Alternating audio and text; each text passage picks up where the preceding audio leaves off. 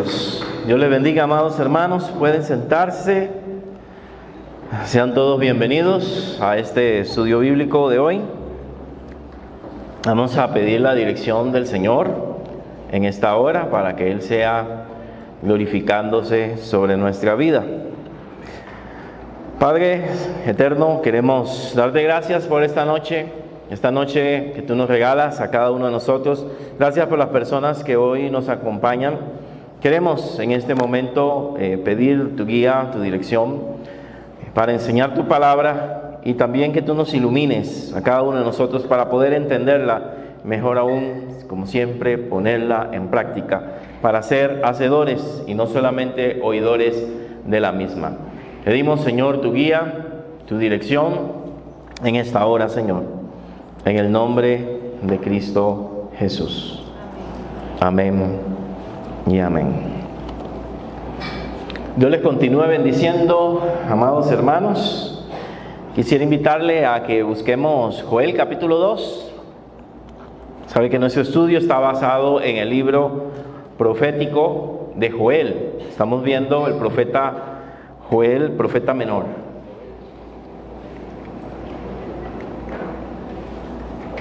¿Cuánto lo tienen? Joel capítulo 2. Dice: tocad trompeta en Sión y dad alarma en mi santo monte. Tiemblen todos los moradores de la tierra, porque viene el día de Jehová, porque está cercano. Día de tinieblas y de oscuridad, día de nube y de sombra. Como sobre los montes se extiende el alba, así vendrá un pueblo grande y fuerte, semejante a él no lo hubo jamás, ni después de él lo habrá en años de muchas generaciones. Delante de él consumirá fuego, tras de él abrazará llama, como el huerto de Edén será la tierra delante de él, y detrás de él como desierto asolado. Ni tampoco habrá quien de él escape. Su aspecto como aspecto de caballos, y como gente de caballo correrán.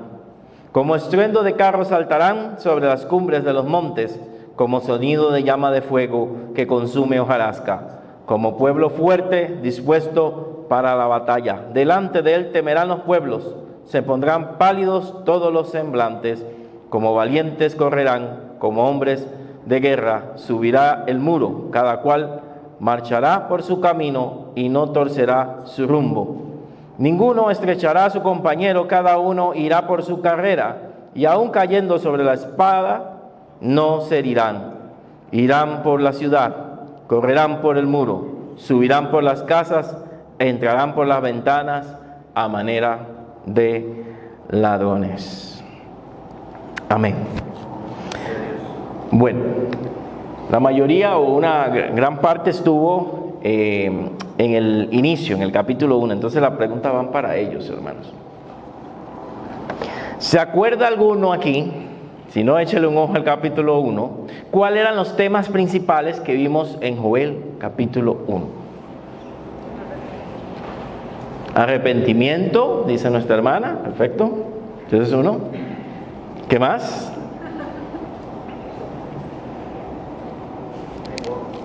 Si hay arrepentimiento es porque algo va a venir, ¿verdad? Juicio. Y ese juicio tiene una representación. ¿Cómo se representa el juicio en este capítulo? En capítulo 1, acuérdese. O puse imágenes, hermanos. La langosta, si es que oí fosas, yo oí como. Las langostas, ok. Las langostas, las cuales devastarían la tierra de Israel, las cuales causarían hambre, dañarían las cosechas y demás. Y también por ahí se menciona un poquito que habría una sequía. Era un juicio porque en este contexto el pueblo de Israel se había apartado de Dios, se había alejado a los dioses, como casi siempre, se había apartado de Dios, y Dios envía a este que llama su ejército para traer castigo o disciplina. Y el llamado, como decía nuestra hermana Brenda, era al arrepentimiento, a la búsqueda de Dios, a arrepentirse para que esto no sucediera, ¿verdad? Así que ese es el llamado, la pregunta 3, que hace el profeta. Este capítulo 2 tiene algo del capítulo 1. Se vuelven a repetir las imágenes, pero como con un poquito más de detalles. Se vuelven a repetir el tema de las langostas, pero como de otra forma. Se vuelve a repetir un tema que no me mencionaron, que falta, importante para nuestra teología también, o escatología, que es un día muy especial. ¿Cómo se llama? El día del Señor. Y explicamos que el día del Señor es el día donde Él juzga a las naciones, según Mateo 25, ¿verdad? Es un día terrible, pero que también es un día de promesas y de liberación para los que hemos creído en Dios. Terrible para aquellos que no han aceptado a Jesús, pero de bendición para aquellos que lo han recibido. Ok, perfecto. El libro de Joel tiene un llamado profundo al arrepentimiento y ofrece una visión clara del juicio divino, pero también es una promesa de restauración si hay arrepentimiento. Los objetivos, perdón que lo moví, los objetivos de la enseñanza, ya se lo pongo de nuevo. Okay. Los objetivos de la enseñanza es recordar el llamado de Dios al arrepentimiento, las promesas divinas, la comunidad unida y la transformación que hace Dios en los corazones, la transformación espiritual. Vamos a ver el versículo 1 y versículo 2. Vamos a ver estos dos versículos. Estos dos versículos tienen que ver con las langostas. Dice que antes de estaba en otro versículo acá. Tocad trompetas, el llamado, y dad alarma en mi santo monte. Tiemblen todos los moradores de la tierra, porque viene ¿qué día? El día de Jehová, porque está cercano. Y describe cómo es el día de Jehová. Un día de tinieblas, de oscuridad, ¿qué más? De nube, de sombra. Dice que como sobre los montes se extiende el alba, así vendrá, aquí viene la parte de las langostas, así vendrá un pueblo. ¿Cómo es este pueblo? Grande y fuerte. ¿Ok? Que no hubo como él nunca, ni vendrá después de él.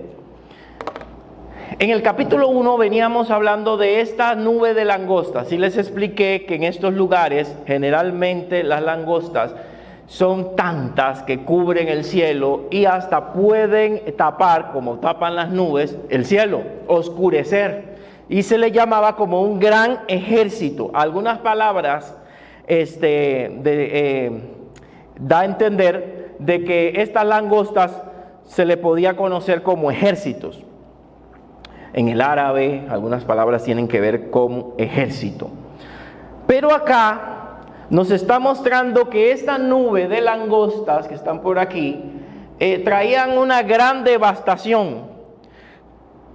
Taparían el sol, por así decirlo, traerían tinieblas, traerían oscuridad, y lo está comparando como el día de Jehová. Vamos a ver si me puede explicar. El día de Jehová era el juicio para ellos, pero el día de Jehová también tiene una connotación futura, una connotación contemporánea hacia ellos, pero también una connotación futura.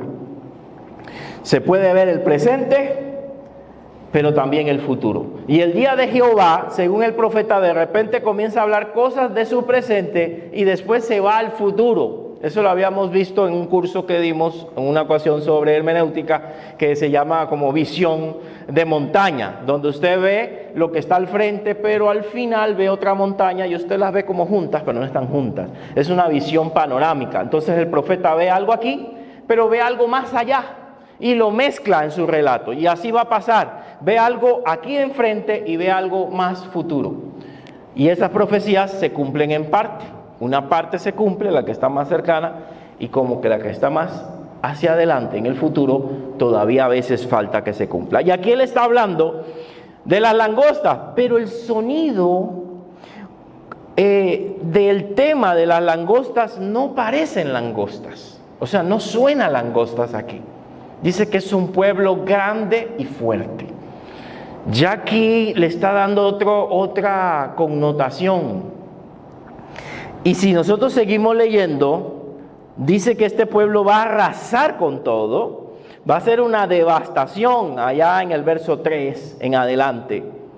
Y compara esto con el día de Jehová, un día de tinieblas y de oscuridad, un día terrible. Los salmos hablan del día de Jehová. Jesús habló del día de Jehová y en muchos escritos se habla del día de Jehová. Más adelante explica que el sol se oscurece, que la luna no da su resplandor. Eso lo vimos en Apocalipsis. Será el día de Jehová, un día terrible donde vendrán juicios sobre la tierra. Pero aquí lo menciona de una manera muy sencilla y muy simple. Probablemente Joel fue el primer escrito en hablar acerca del día de Jehová. Y es el primero en empezar. Así que no profundiza mucho, solo lo toca y lo menciona.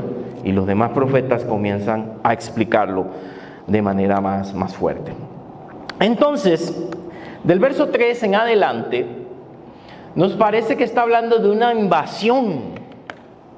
Pero no parecen estos langostas, las langostas del capítulo 1. Dice que delante de él consumirá fuego, tras de él abrazará llama, habla de fuego, de llama. Será como el huerto del Edén, o sea, va a haber la tierra deliciosa y al final lo que va a dejar es un desierto asolado, dice el verso 3. No va a haber quien escape. Habla de caballos. Su aspecto eran como aspecto de caballos. En Apocalipsis recuerden que hay unas langostas que parecen caballos y tienen aguijones. Entonces eso también es una inspiración para Apocalipsis. Inspira un poquito el tema de Apocalipsis. Pero suena no tanto a esta invasión de langostas, sino que parece un ejército. Parece un ejército, lo que está mencionando acá. ¿Por qué? Dice que es como un pueblo fuerte dispuesto a la batalla, al final del versículo 5. Dice que los pueblos le temen. Y verso 7 dice, como valientes correrán, como hombres de guerra subirán al muro, cada cual marchará por su camino. Estos insectos suben por todos lados, pero aquí él está dando a entender como si fuera un ejército que viniera a atacar. Irán por la ciudad, dice el verso 9, correrán por el muro, subirán por las casas, entrarán por las ventanas a manera de ladrones. Vuelve a explicarnos el tema del día de Jehová, no se le olvide el verso 10. ¿Cómo dice qué va a pasar en ese día? Verso 10, fíjense un momentito. Delante de él temblará la tierra, se estremecerán los cielos. Hay un pedacito aquí que nos recuerda que Jesús lo mencionó. El sol y la luna se oscurecerán y las estrellas retraerán su resplandor. Eso está en Mateo 24, ¿verdad? Cuando nos anuncia la venida del Señor. Y aquí nos está haciendo como una mezcla de cosas. Estos animalitos cuando cubrían el cielo tapaban el sol. Pero aquí él está representando de que en ese momento del día de Jehová se va a tapar el sol y la luna. Aquí se está yendo más allá. Se está yendo el futuro. El profeta en algún momento, le estoy diciendo, está hablando del presente y de repente se inspira y se va más allá. Así como el día de Jehová viene para Israel, el día de Jehová al final de los tiempos también se oscurecerá. También la luna no dará su resplandor, ni tampoco el sol. Y las estrellas van a dejar de dar brillo. Eso no era en ese momento, eso era en el futuro. Entonces el profeta va a estar en esto, y por eso cuando leemos estos pasajes a veces quedamos perdidos, porque de repente está hablando del presente y el profeta de repente mira más allá y está hablando de algo que se cumplirá después. Pero vea, al final del 11, dará su orden delante de su ejército, porque muy grande es su campamento, fuerte el que ejecuta su orden, y grande es el día de Jehová, y muy temible, terrible, ¿quién podrá soportarlo? Ahora aquí tenemos tres interpretaciones. Una, las langostas, que son el ejército de Dios enviado para devastar todo según el capítulo 1, y aquí lo está diciendo ahora como un ejército que va a destruir todo y que va a estar en batalla y va a estar a la orden. Pero nos apunta al día de Jehová también, donde el sol, la luna y las estrellas dejarán de dar su luz. Yo no escogería ninguna de las tres interpretaciones, creo que son las tres, hermanos. Hubo probablemente un juicio de langostas sobre la tierra, Pero acá, en el capítulo 1, pero acá en el capítulo 2, las langostas están siendo simbólicas de un ejército que vendría a destruir a Israel. Y este ejército, más adelante dice que viene del norte. Eso se está refiriendo a los caldeos o a los asirios que venían del norte. Entonces, además de estar diciéndonos la plaga de la langosta y estar mencionando un ejército que vendría a castigar a Israel, un ejército fuerte, que fueron los babilonios en el tiempo de Nabucodonosor, también está diciendo que será peor en el día de Jehová, donde no va a haber luz. Así que nos está hablando de 3 eventos ahí. 3 eventos en estos cortos capítulos, donde el profeta ve uno tras otro. Ve el presente, ve un poquito más allá, dentro de unos años viene Nabucodonosor, y más allá el día del Señor. Ve 3 eventos en estos 2 capítulos. Así que, por supuesto que este pasaje tiene también implicaciones para nosotros. Va a haber una devastación, va a haber una invasión, todo va a estar oscuro. Tanto en ese tiempo vendrían las langostas, luego los ejércitos asirios y babilonios, pero al final de los tiempos también se oscurecería, pero no por langostas, sino porque en la venida del Señor las cuestiones celestiales serían conmovidas, los cielos serían conmovidos, como nos muestra Mateo 24, como señales antes del fin. Señales en los cielos. ¿Van conmigo o ya los perdí? ¿Ok? 3 eventos en esta profecía, ¿verdad? El profeta está viendo, como una película, las langostas vienen pronto. Dentro de otros años, un ejército, capítulo 2, va a venir y va a destruir a Israel. Pero le pasan otra película. El final de los tiempos será oscuro y será terrible. 3 eventos en estos dos capítulos. Recopilando aquí unos versículos principales. Delante de él temblará la tierra, se estremecerán los cielos, el sol y la luna se oscurecerán, las estrellas retraerán su resplandor. Ponga atención porque voy a hacer preguntas al final. Entonces, aquí vemos una reminiscencia al futuro, lo que va a suceder antes de la venida de nuestro Señor Jesucristo, que estuvimos estudiando tiempo atrás. Seguimos en el 12 entonces. Del 12 al 14 nos muestra una respuesta espiritual. Bueno, aquí está el juicio que vendría sobre Israel en el presente próximo y en el futuro. Y acá nos muestra una respuesta, según el versículo 12 al 14. ¿Cuál debe ser la respuesta espiritual ante el juicio de Dios? ¿Cuál debería ser? Verso 12, ¿alguien lo puede leer? Exacto, arrepentimiento. ¿Quién me lee el versículo 12? No importa la versión, hermano. Pues ahora dice Jehová, convertíos a mí con todo vuestro corazón, con ayuno y lloro y lamento. Perfecto. Conversión, como ustedes dijeron, arrepentimiento. Y en aquella época, por supuesto, el arrepentimiento estaba vinculado al ayuno, al dejar de comer para pedirle a Dios, mostrarle que estaban arrepentidos. Lloraban y lamentaban. El verso 13 dice que rasgad vuestro corazón y no vuestros vestidos. ¿Por qué eso? Porque era la costumbre oriental que cuando tenían un luto, un dolor, rasgaban sus vestiduras o se ponían ropa negra de silicio, ropa negra para sentir más calor, para como infringirse sufrimiento y dar a entender de que estaban sufriendo. Y él le dice, no dañen sus vestidos, quiero su corazón, no lo externo, quiero su corazón, quiero que ustedes se arrepientan. Pero ¿para qué es esto? ¿Cómo es Dios aquí según el versículo 13? Característica de Dios. Vimos que es juicio, ¿verdad? Juzga, pero aquí ¿cómo dice que es Dios? Misericordioso, compasivo o clemente, depende de la versión que lea. Tardo para la ira, otro versículo muy importante para nosotros. Tarde para la ira y lleno de misericordia o grande en misericordia. Todo versículo que los cristianos aprenden, ¿verdad? Versículo 13, o esa parte, porque misericordioso es y clemente, tardo para la ira y grande en misericordia. La misericordia de Dios es más grande que su ira, pero tiene ira. Ira no es la ira humana, sino que juzga, castiga al pecador, pero le da tiempo para que se arrepienta. Tiempo suficiente. Y aún aquí anunciándole el juicio, se les manda a que rueguen.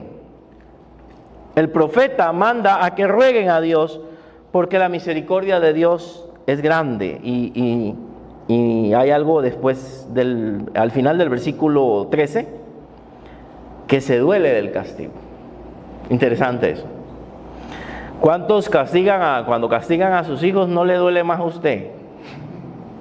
¿Verdad? Si los amamos nos duele, pero dice, tengo que castigarlo porque tengo que corregirlo. Si no lo corrijo, no mejora. Ahora, si usted disfruta del castigo que le da a un hijo, usted tiene un problema también, ¿verdad? Le debe doler, porque ¿quién quiere a alguien que se sienta mal? Dios es así.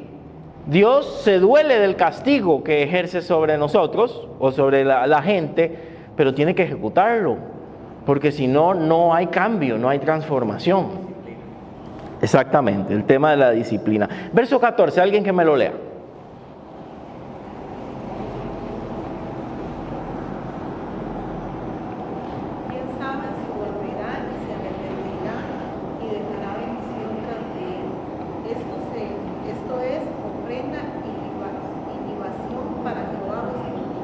La libación era una ofrenda líquida, ¿verdad? Que se daba a Dios, del vino, del agua, que se ofrecía en el altar. Pero dice, ¿quién sabe? Está hablando el profeta Joel. O sea, si ustedes se arrepienten, si ustedes claman, ¿quién sabe si él se arrepienta? ¿Verdad? De lo que va a hacer. Y más bien, en vez de castigarlo, les deje bendición y les deje ofrenda. Les deje bendición a ustedes. ¿Cómo es nuestro Dios? Pero Él no lo asegura. Quiero decirles que Él no lo está asegurando, porque en esta parte Él no conoce o no está diciendo que sabe la voluntad de Dios en esta parte, pero dice, clamen, rueguen, lloren. Puede ser que Él detenga su ira, puede ser que Él se arrepienta del mal que vaya a hacer. ¿Por qué puede ser? No es Dios el que está hablando aquí, es Joel. ¿Por qué puede ser? Porque hay que ver la voluntad de Dios. Él es soberano. Si Él necesita pasarlos aún ahí por ahí, lo pasará. O si Él quiere, detiene su juicio. Y Él está dando a entender, clamen. Si es la voluntad de Dios, las cosas van a cambiar. Si es su voluntad, el juicio se va a detener. Entonces, algunas prácticas que estaban pidiendo aquí para el arrepentimiento eran un ayuno, más que todo espiritual, arrepentimiento, una oración como pueblo, una oración colectiva. Y esto tendría que ver en humillarse delante de Dios, humildad de corazón. Si no nos humillamos delante de Dios, hermanos, no vemos su misericordia, su gracia, su favor. Hay que humillarnos. Y cuando oramos delante de Él, no es esa oración popular de los medios de comunicación donde le mandan a usted a exigirle a Dios. Yo le ordeno a Dios que haga esto. No, eso no está en la Biblia. Nuestra actitud, aún Jesús dijo, debemos orar de esta manera. Padre nuestro que está en los cielos. Hay una forma, hay una manera. Es con reverencia, no con exigencia. No es el declaro y lo obtengo ya porque yo quiero. Eso es un chiquito malcriado pidiendo. Y eso es muy popular en la teología de hoy, pero no está en la Biblia. Debemos humillarnos ante la poderosa mano de Dios para que Él nos exalte cuando fuere tiempo, dice también las Escrituras. Que el llamado es al arrepentimiento y es a la humillación. ¿Ok? Resumo aquí unos versículos que continúan. Tocad trompeta en Sión, proclamad ayuno, convoquen asamblea. ¿Quién tenía que hacer la convocación según el capítulo 1? ¿Se acuerdan a quiénes mandaban? A los sacerdotes. Los sacerdotes, los líderes, reúnan a la gente. Reunid al pueblo, santificad la reunión.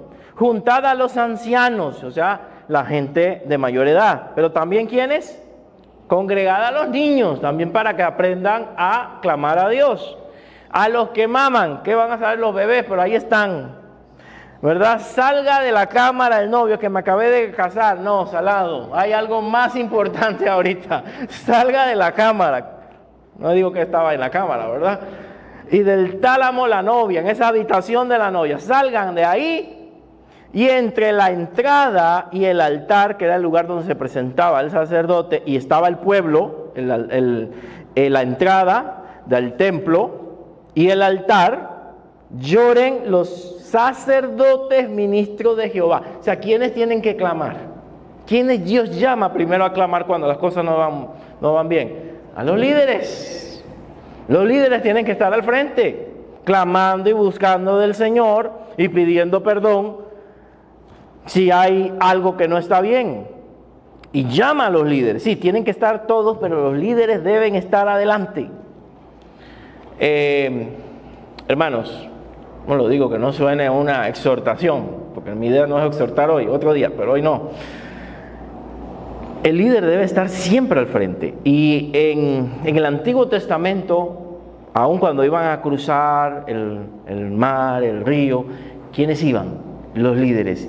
Y eran los que tocaban las aguas para que ocurriera el milagro. Y esto siempre es constante en el Antiguo Testamento. ¿Por qué? Porque lo que quiere enseñar es que el líder es el primero que debe estar. El primero que debe estar en un culto, los que sirven. El primero que debe dar el ejemplo. El primero que tiene que estar buscando del Señor para que la gente nos siga y vaya detrás. No solamente el pastor, todo el liderazgo. Pero tristemente en las iglesias, vamos a hablar de otras, ¿verdad? En las iglesias al líder hay que obligarlo para que busque del Señor, para que venga un ayuno, para que venga un culto, ¿verdad? Ponerle ultimátum, recuerde que usted es un siervo, recuerde que usted está sirviendo, recuerde que usted... Y la gente a veces de la congregación, vemos el ejemplo con ustedes mismos, que no son líderes, son los que están adelante. A veces deberíamos cambiarlos, ¿verdad? Y poner de líder a otro que sí está buscando de Dios. Esa es la realidad de las iglesias, generalmente. Y no debe ser así, el líder debe estar al frente. Llámese anciano, llámese predicador, llámese diácono, llámese diaconisa. No es tener un cargo por tenerlo, hay que estar al frente, clamando por los que están a mi cargo. Ahí dejo la exhortación. Seguimos, hermano. ¿Ok? Ya me puse caliente, calentaron los cachetes.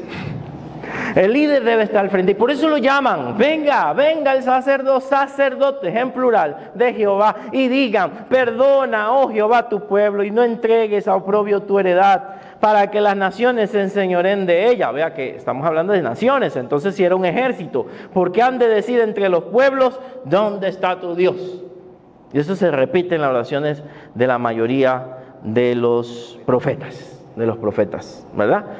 Era como para que Dios tuviera misericordia del pueblo de Israel. Los sacerdotes son intercesores, son los que se ponen en medio del pueblo y de Dios. Esa era la función del sacerdote en el Antiguo Testamento.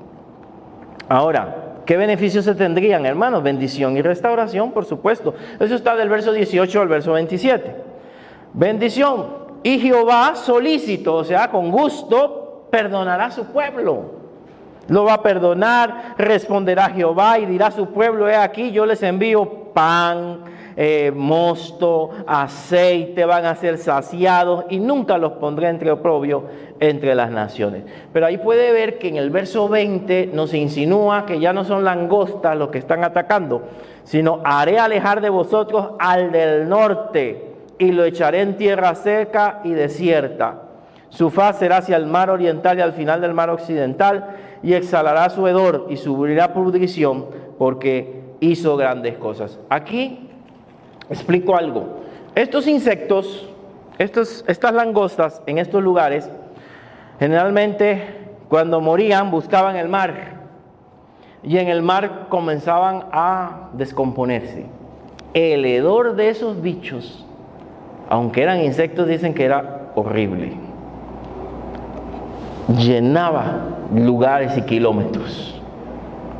Y es lo que está diciendo que haría con sus enemigos si ellos buscaban de Dios, ¿verdad? Y aquí aclara los del norte.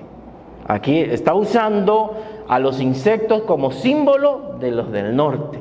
Y del norte, los asirios y los babilonios fueron los que más adelante atacaron a Israel. Entonces está el simbolismo ahí con estos insectos. Si ellos buscaban de Dios, Dios respondería y les ayudaría con grandes cosas. Y aquí hay un llamado a la tierra a que se alegre, ¿verdad? En el verso 21, que no tema. A los animales también, porque ellos sufren todo esto. Animales del campo, no teman, porque los pastos del desierto van a reverdecer. Los árboles llevarán fruto, la higuera y la vid darán sus frutos.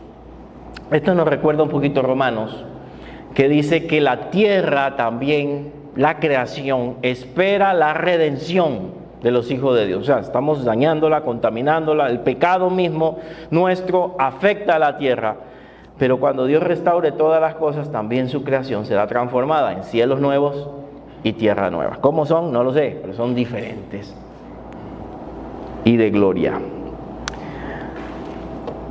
Verso 23, se los voy a proyectar acá. Creo que también es un verso muy bonito, muy importante, y prácticamente con este versículo ahora haremos un cierre. Vosotros también, hijos de Sión, alegraos y gozaos en Jehová vuestro Dios, porque os ha mandado la primera lluvia a su tiempo. Ojo con esto. Y hará descender sobre vosotros lluvia temprana y lluvia y tardía, como al principio. ¿Qué es esa lluvia temprana y tardía? Mandamos la lluvia. ¿Ok? La lluvia temprana era aquel rocío que caía antes, por el otoño, si no me equivoco, caía y preparaba los campos. Todavía algunos campesinos esperan esa lluvia, una lluvia que permite ciertos frutos, pero no tiene que ser muy fuerte porque daña también la cosecha. Y después la tardía, que termina de preparar ya los frutos. Entonces son dos lluvias, una temprana y una tardía. La lluvia también es símbolo del Espíritu Santo. La lluvia también, el agua, es símbolo del Espíritu Santo. Aquí probablemente se esté refiriendo a un primer derramamiento y a un tardío derramamiento que vendría sobre la tierra, porque ahora vamos a ver algunos versículos más adelante que hablan sobre el Espíritu Santo. La lluvia temprana y la lluvia tardía. Esto es igual como cuando Pablo habla de las primicias, ¿verdad? Los primeros en convertirse son las primicias, nosotros somos las primicias, y los otros, los demás. Significa que en los últimos tiempos también va a haber una lluvia tardía y también van a haber convertidos, de alguna manera u otra. Así que hay lluvia temprana y lluvia tardía. Yo voy a hacer descender sobre ustedes. ¿Y qué va a haber? Cosecha. En el verso 24, las eras se llenarán de trigo, los lagares rebosarán de vino y aceite, y yo les voy a restituir los años que se comió la oruga, el saltón, el revoltón y la langosta. Revoltón, ¿verdad? Mi gran ejército que envié contra vosotros. Ya les había explicado, para los que llegaron en esta ocasión y no estuvieron en la primera, que hay varias ideas. Una es que es la evolución de la langosta, que la langosta tiene una evolución hasta hacerse ese animalón, ¿verdad? Y entonces él se esté refiriendo a eso. La otra es que los términos aquí en Hebreos probablemente estén hablando de distintas especies de langosta, o sea que tal vez no fue un ataque de langosta, sino que fueron 4, ¿verdad? ¿Cuántos son? Oruga, saltón, revoltón y langosta. 4 tipos de insectos que los atacaron. Así que los dejó sin nada. Pero él dice, yo lo voy a restituir. Fue el ejército que yo envié, pero le voy a restituir con esa lluvia temprana y tardía que vendrá sobre ustedes. Va a haber cosecha. Recuérdense que Jesús usó el término cosecha para referirse a las almas. La mies es mucha, más los obreros son pocos, ¿verdad? Rogad que Dios envíe obreros a su mies. Debemos estar orando por obreros, siempre, porque el trabajo en la obra del Señor es mucho. Y no podemos, si en ese tiempo faltaban manos, ahora todavía. Ok. Versos 26 y 27 nos habla que el pueblo de Israel jamás sería avergonzado y que ellos se iban a saciar y que verían las maravillas de Dios, el cual hizo maravillas con vosotros y nunca jamás mi pueblo será avergonzado. Verso 27, conoceréis que yo estoy en medio de ustedes, yo Jehová vuestro Dios y no hay otro, y mi pueblo nunca jamás será avergonzado. Hay una promesa en el verso 26 y el verso 27 de que ellos no serían jamás avergonzados. Una de las promesas más importantes aquí que tienen que ver con nosotros está en el verso 28 al verso 32. ¿Están aquí todavía, hermanos? Sí. Y es tempranísimo, son las 8, hermanos, así que puedo hacer varias cosas. Un café. No lo tengo hecho. Tiene que orar, hermano, tal vez en la próxima puede ser. El verso 28 dice: y después de esto derramaré mi espíritu sobre toda carne, y profetizarán vuestros hijos y vuestras hijas, y vuestros ancianos soñarán sueños, y vuestros jóvenes verán visiones. Y también sobre los siervos y sobre las siervas derramaré mi espíritu en aquellos días. ¿Ok? Interesantísimo, que es la promesa o la palabra que utiliza más adelante el apóstol Pedro como cumplimiento de la venida del Espíritu Santo sobre la iglesia. Es sacado de Joel. Si no había leído Joel, vea qué importante es Joel para el tema del derramamiento del Espíritu Santo, para el tema del juicio de Dios o el día final. Después de esto derramaré. Ese después de esto uno diría, a los pocos días. No, pasó mucho tiempo. Vea que él está abarcando muchas épocas. Después de esto derramaré mi espíritu sobre toda carne. Si lo leemos literal, diríamos sobre todo ser humano, pero eso no ha sido así. Sobre toda carne, sobre todos sus escogidos, sobre todo su pueblo, a eso es lo que se refiere. Ahora, con toda carne también se está refiriendo que no va a haber distinción, sino que es abierto a todos. Porque el Espíritu Santo, a ver si se acuerdan, sobre quiénes descendía, nada más. En el Antiguo Testamento. Hay una diferencia muy grande cómo operaba el Espíritu Santo en el Antiguo Testamento a cómo opera hoy en día en nosotros. En el Antiguo Testamento el Espíritu Santo solo llegaba sobre los reyes que eran ungidos y sobre los profetas. Es más, cuando pecaban se iba de ellos. Caso de Saúl, el Espíritu de Dios se apartó y lo dejó, ¿verdad? Hasta que prácticamente al final se entierra su propia espada. Y no tiene comunicación con Dios de ninguna parte, tiene que ir a donde una bruja para que entonces le saque a Samuel, que ese es otro tema a discutir, y le dé un mensaje porque ya Dios no hablaba con él. ¿Qué pasa cuando David pecó? La Biblia no dice que se fue el espíritu de él, pero hay una oración, está 2 veces en los Salmos, donde David dice: no quites de mí tu Santo Espíritu, no me aparte de mí. Cuando había pecado con Betsabé, su oración de arrepentimiento era que no le quitara el Espíritu Santo. En el Antiguo Testamento el Espíritu Santo se iba de las personas cuando ellas fallaban.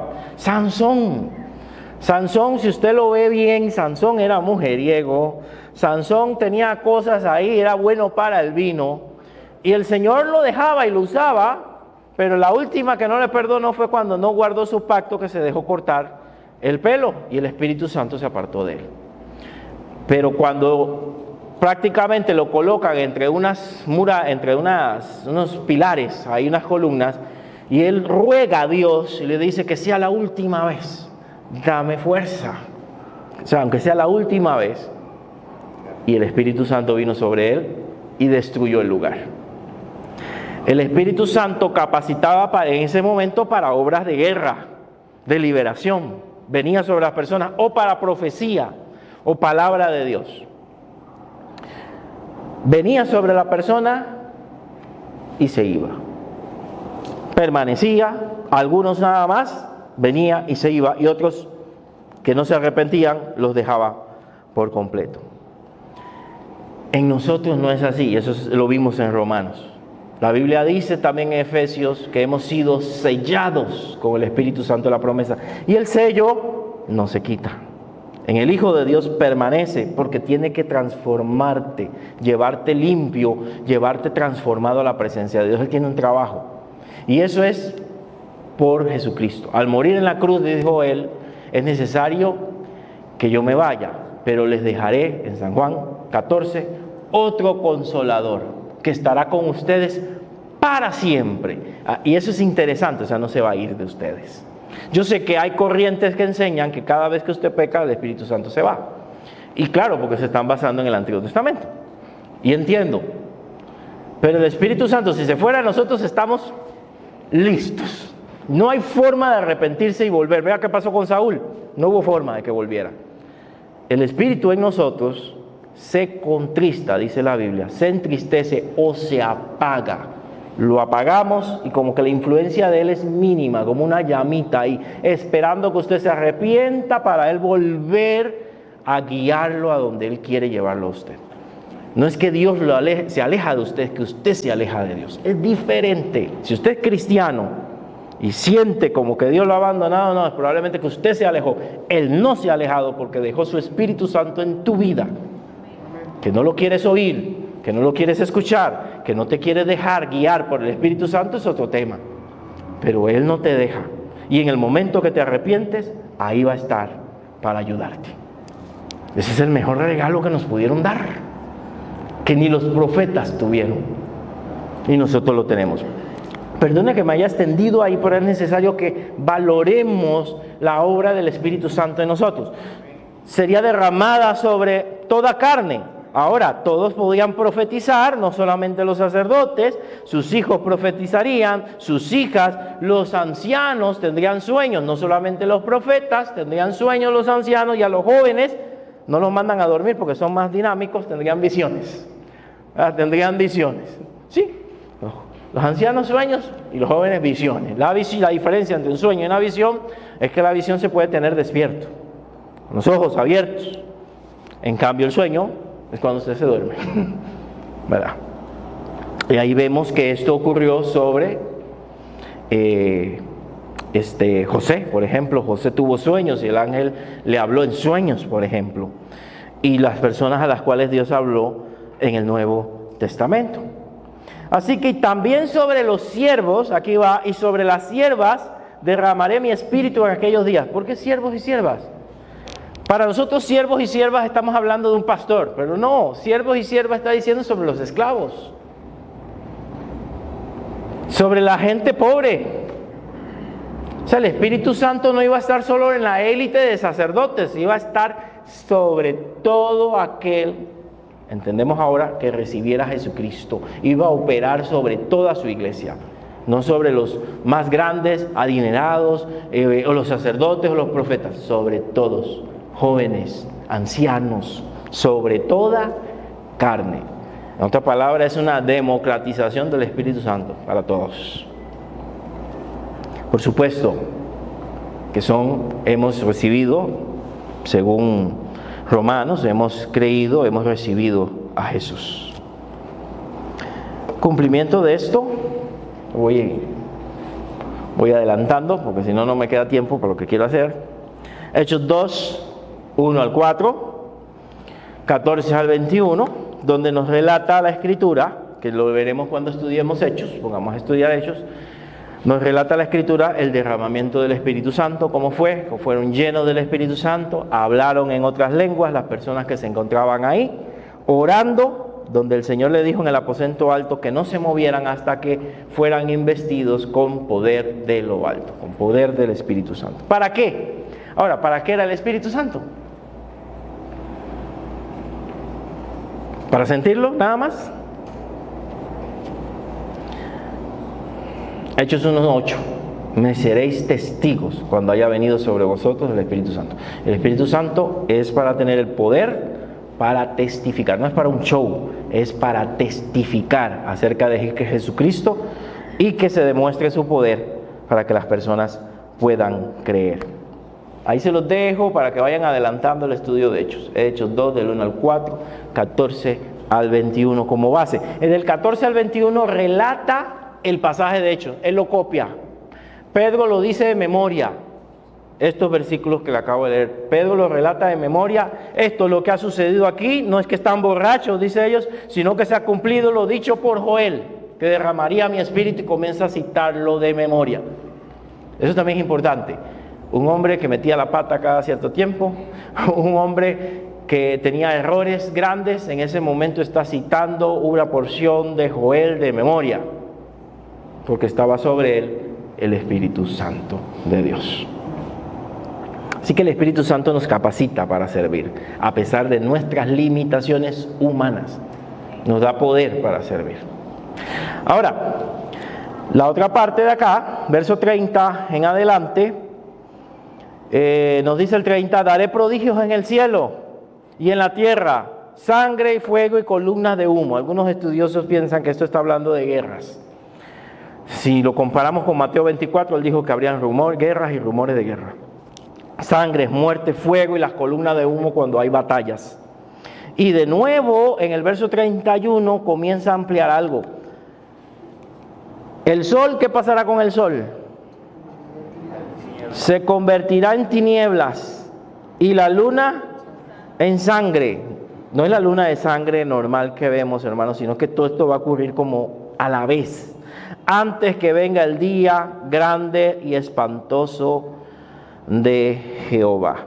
Eso usted lo puede ver en Mateo 24, 29 y en Marcos 13, 24 al 25. Ahí también está esa profecía sobre las señales que vendrían antes de la venida de Jesucristo. Sí, aquí lo tengo. Mateo 24, 29, por lo menos la cita. Señal del día de Jehová. ¿Ok? Sí, tengo tiempo. Sí. Pregunta. Y eso del que habla el 31, en algún momento yo escuché que eso se refiere, pues son señales antes del fin, y que esas señales se ven manifestadas en los eclipses. El sol se oscurece y el eclipse luna es rojo. Sí puede ser. Lo que pasa es cuando yo leo Mateo 24 da a entender de varios sucesos, guerras en distintos lugares, ¿verdad? Terremotos en distintos lugares, el sol y la luna. Me voy con la idea de un estudioso que dice que él cree que para que esto sea fuera de lo normal es que ocurre todo en un corto tiempo. Hay un terremoto, los cielos pasa esto, el sol se oscurece, la luna le pasa lo que le sucede, caen algunas cometas, entonces ocurre todo en un corto tiempo como una señal. Entonces ya ahí no hay quite, porque la luna de sangre se ha tenido siempre, ¿verdad? El eclipse siempre ha existido, pero esto va a ocurrir todo junto, ¿me entiendes? Como un cataclismo, por así decirlo, todo junto. Que hay evidencia entonces que el Señor viene, nadie va a tener duda, porque está ocurriendo cosas en muy corto tiempo, días, por así decirlo. Exactamente, eso haría la diferencia. Verso 32, y todo aquel que invocar el nombre de Jehová será salvo. Este versículo lo podemos pasar por alto, pero no. Está hablando que todo aquel que invoque el nombre de Jehová será salvo. Y recuérdense que también nos enseña la Escritura que todo aquel que invoca el nombre del Señor Jesús, que Jesús significa Jehová salva, será salvo. Todo aquel que recibe a Jesús como su Salvador. Romanos 10:13 utiliza este texto para basarse en el tema de la salvación en Cristo Jesús. Romanos 10:13. ¿Vio todo lo que hay en Joel del Nuevo Testamento? Es más, el Nuevo Testamento se basa en el Antiguo Testamento, no están separados. Romanos 10:13 lo cita y Hechos 2:17 al 21 también. Todo aquel que invocar el nombre de Jehová será salvo. Porque en el monte de Sión, en Jerusalén, habrá salvación, como ha dicho Jehová, entre el remanente al cual Él habrá llamado. Hasta habla del remanente, del grupo el cual Él llamó, que está profetizada la iglesia. Y está profetizada la primera iglesia, aquí, en este pasaje. Que de ahí en Jerusalén vendría salvación para todos. Aquí ya estaba profetizado lo que ocurrió en Hechos capítulo 2.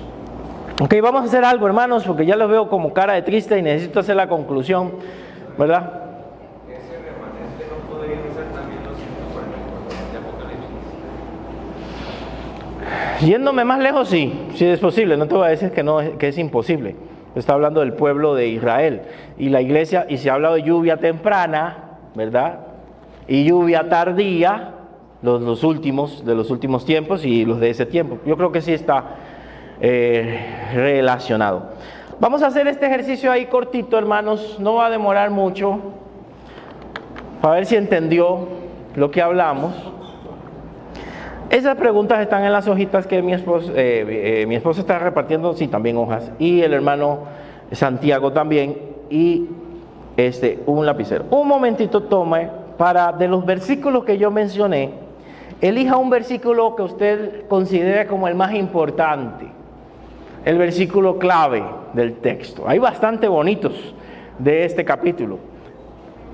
2, ¿qué se le pide? Hasta le estoy poniendo los versículos para que lo conteste bien. ¿Qué se le pide al pueblo para detener el desastre? ¿Y para qué? Joel 2, 12 al 14. 3, ¿qué profecías ya se cumplió de las que hemos leído hoy? ¿Y cuál falta por cumplirse? Todas están en Joel 2, 28 al 32. Escríbalo. ¿Ok? ¿De qué trata el día de Jehová? Joel 2, 1 al 3. Ahí está. Y al final, ¿qué aprendiste hoy? ¿Cómo podemos aplicarlo a la iglesia? ¿Cómo podemos aplicarlo a la iglesia esta enseñanza? Está mal escrito aquí.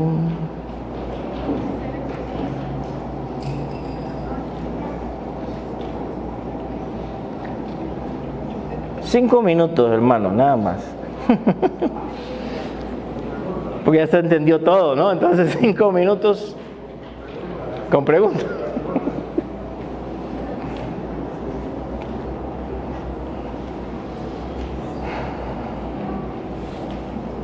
Ya casi terminamos.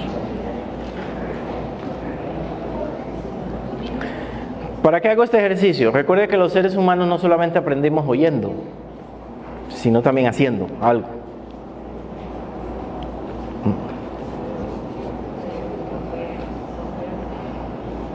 Así que en 15 días yo le pregunto de qué tratamos, ya usted se va a acordar. Nunca dijo que había quiz. Sorpresa, entonces. Sí, agarra otra silla a la par. Una mesita.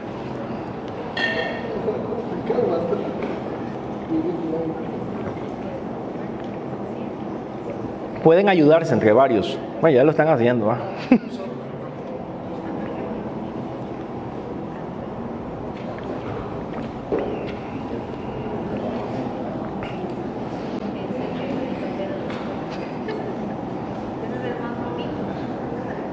Sí, puede ser.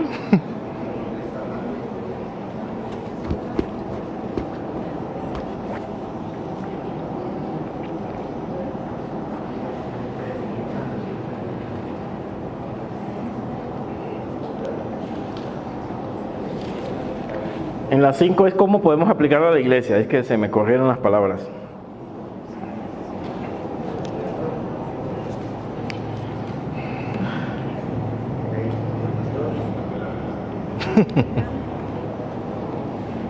Invocando el nombre del Señor.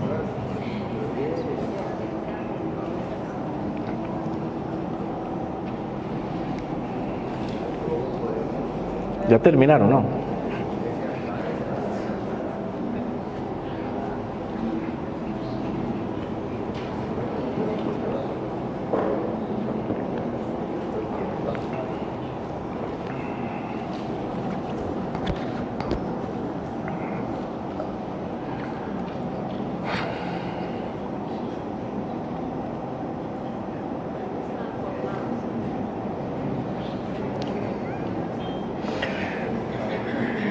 Dice, no, Rick. Parece falso. Dice, no me suena, dice.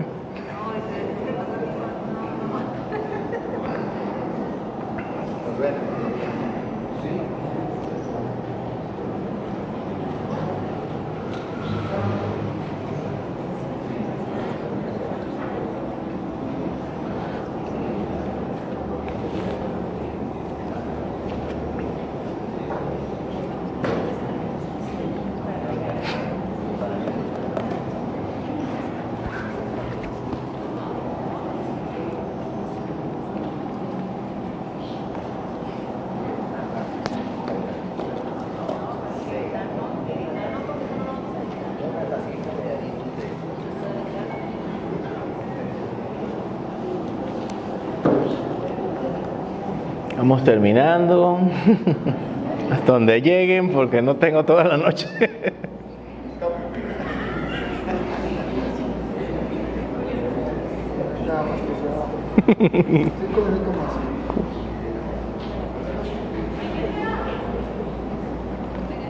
Voy a nada más sondear aquí más o menos qué contestaron.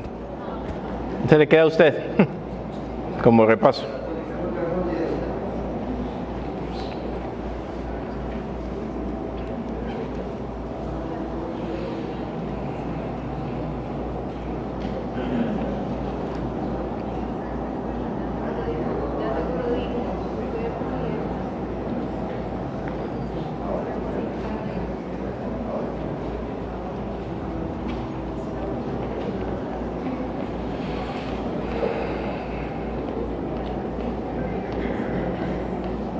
Un minuto más de gracia.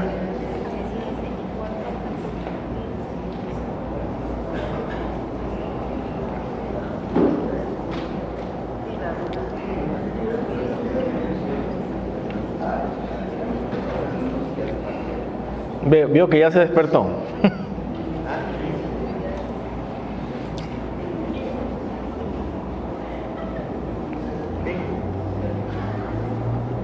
Bingo no.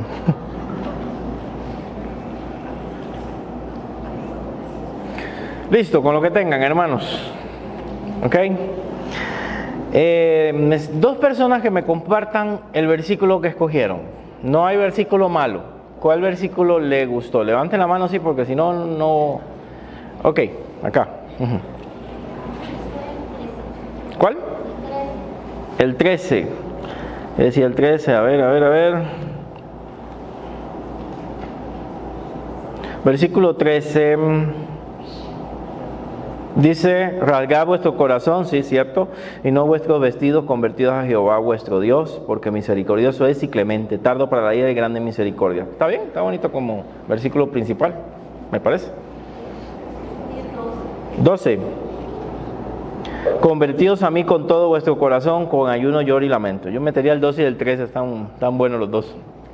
Bien. Uno más, vamos, otro con ese, un versículo diferente, ¿sí usted? El 27. ¿Lo tienes ahí? Sí. ¿Puede leerlo? Conoceréis que en medio de Israel estoy yo, y que yo soy Jehová vuestro Dios, y no hay otro, y mi pueblo nunca jamás será avergonzado. Perfecto. Sí, es una promesa de esperanza, de bendición. Yo también podría utilizar, derramaré mi espíritu sobre toda carne, verso 28. Y profetizarán vuestros hijos y vuestras hijas, y vuestros ancianos soñarán sueños, y vuestros jóvenes verán visiones. Eso también funciona. Ok, ¿qué se le pide al pueblo para detener el desastre? Arrepentimiento, ¿verdad? Arrepentimiento. ¿Y para qué? Bueno, ¿para qué? Para ver si Dios detiene el juicio. ¿Qué profecía se ha cumplido? Ok, sí. Ok. En forma general, la invasión esta, ¿verdad?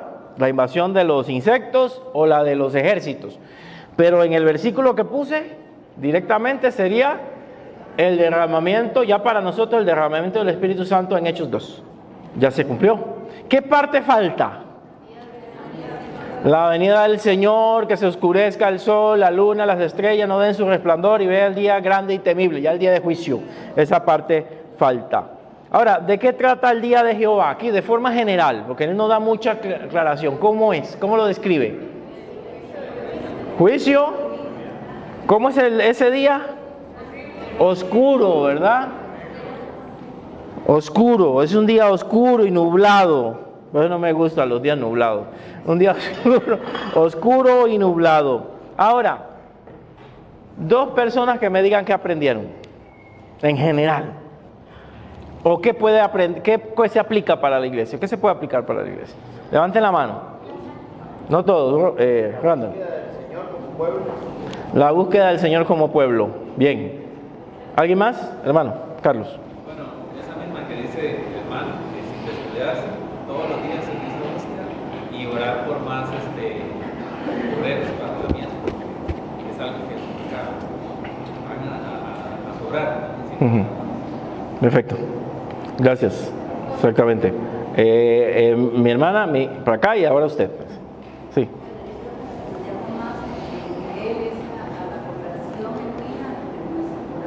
Ajá. Ok. ¿Y hermana Flor? Que a veces uno falla, o uno se aparta, o que suceden cosas en la vida cristiana, que si eres clemente, y si para perdonar, y no arrancar, si no se arrepentimos de todo. Amén, amén. Sí, hermana.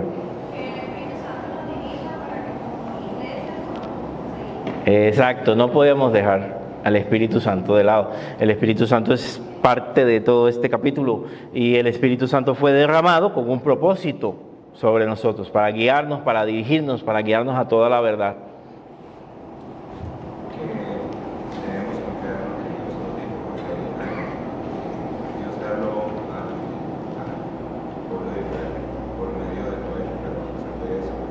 No hicieron caso porque al final fueron destruidos. Hay que obedecer lo que Dios manda, ¿verdad? Las advertencias de Dios. Perfecto, hermanos. Yo ya no tengo que hacer la conclusión, ustedes la hicieron. Y también aprendemos y repasamos. ¿Qué tal si nos ponemos de pie?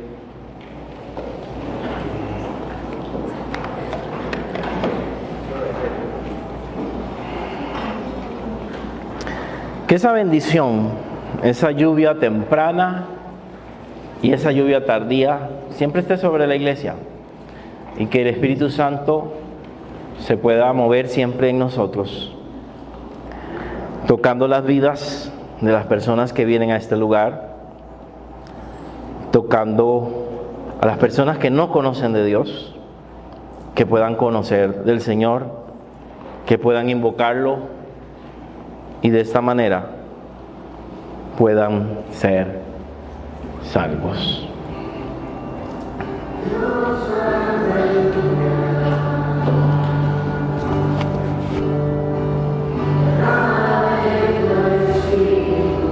Gracias, Dios.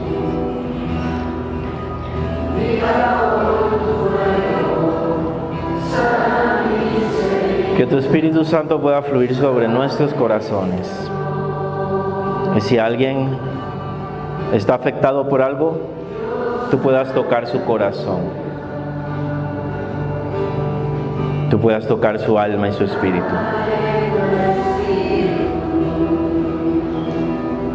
Gracias, Dios.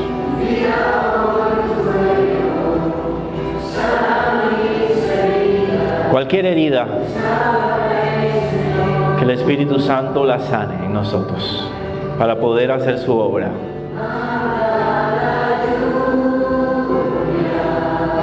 Ya su Espíritu fue derramado sobre nosotros. A veces necesitamos que nos refresque su presencia. Que seamos llenados de Él y de su presencia.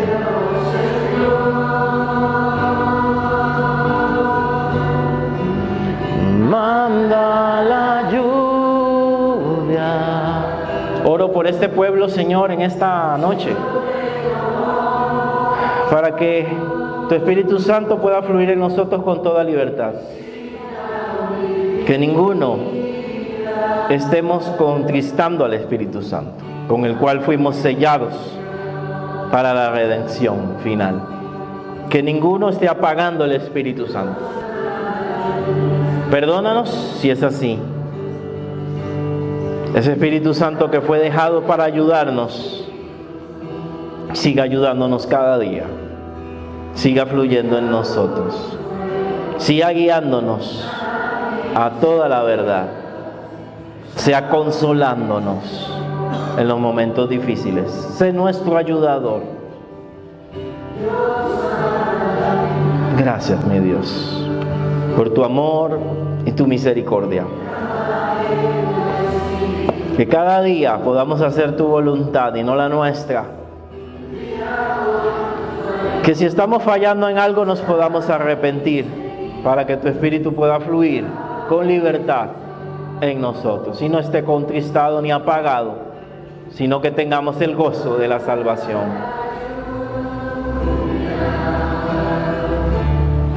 El rocío de tu amor